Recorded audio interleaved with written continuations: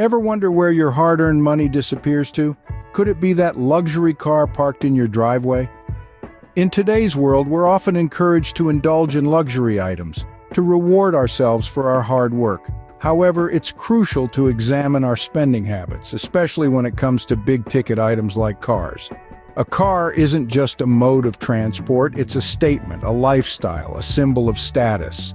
But could it be the hidden wealth killer lurking in your financial life? Now let's talk about that shiny luxury car sitting in your driveway. It's sleek, it's fast, it's comfortable, but is it worth the price tag? Could it be that the real cost of owning that luxury car is more than just its sticker price? Consider the insurance, the maintenance, the fuel costs, the taxes, and the fees. They all add up, and before you know it, you're pouring a significant portion of your income into this one asset.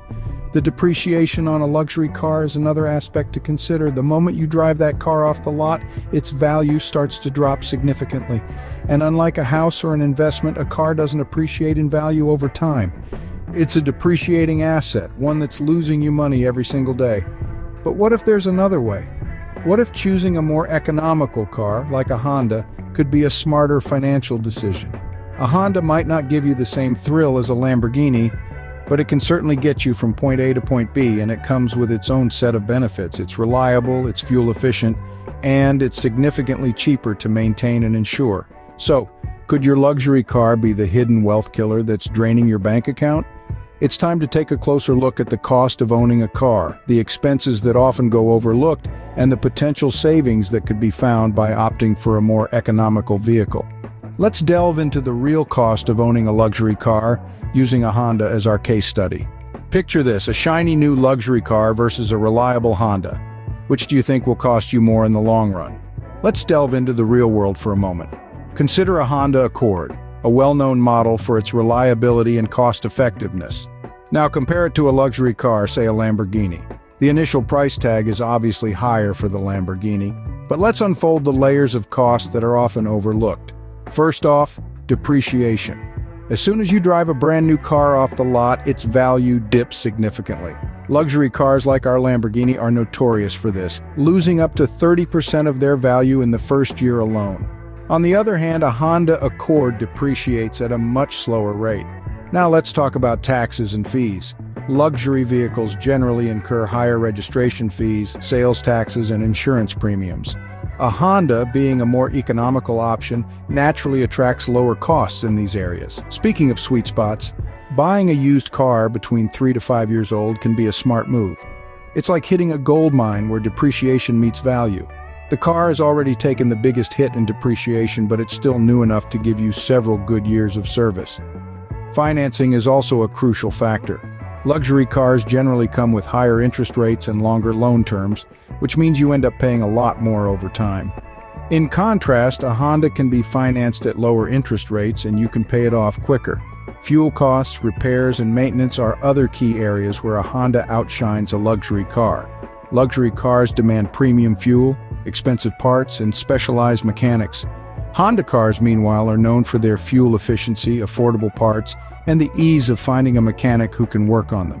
So, when you add up all these costs, the shiny new Lamborghini suddenly doesn't seem so alluring. The reliable Honda, however, stands as a testament to practicality and smart financial decisions. Seems like that luxury car might not be so luxurious after all, especially for your wallet. But wait, we're not done yet. There's more to the cost of a car than just the sticker price. You see, when you purchase a car, it isn't just a one-time payment. There are several additional costs that creep in, often unnoticed until they've made a sizable dent in your pocket. Let's break it down. First, there's financing. Unless you've got a stash of cash lying around, you're likely going to need a loan to buy that shiny new car. Remember, this loan isn't free. You'll be paying interest on it, which can add up over time. Next, consider the cost of fuel. It's a recurring expense, and with fluctuating fuel prices, it can add a significant chunk to your monthly outgoings. Then we have insurance. Depending on where you live, the type of car you drive, and your driving record, insurance can be a major cost factor. Lastly, don't forget about repairs and maintenance. Even the most reliable cars need regular maintenance and occasional repairs. But here's the good news. You can save money on these costs. For instance, shop around for the best rates on loans and insurance. Regularly maintain your car to prevent costly repairs down the line. And when repairs are necessary, look for good and affordable repair shops. A regular diagnostic can also help spot potential issues before they become major problems. With all these hidden costs, it's no wonder that luxury car is a wealth killer. What if I told you the best option might be to go without a car altogether? Yes, it sounds a bit radical, doesn't it? But bear with me here. This brings us to the concept of opportunity cost. In simple terms, opportunity cost is what you're giving up to get something else. So when we choose to spend money on a car, we're giving up the chance to use that money elsewhere. Now let's consider the savings from choosing not to own a car. The average annual cost of car ownership, including depreciation, taxes, fees, financing, insurance, and maintenance, can easily reach into the thousands. By choosing not to own a car, you could potentially save all of that money. But how do you get around, you ask? Practical alternatives exist.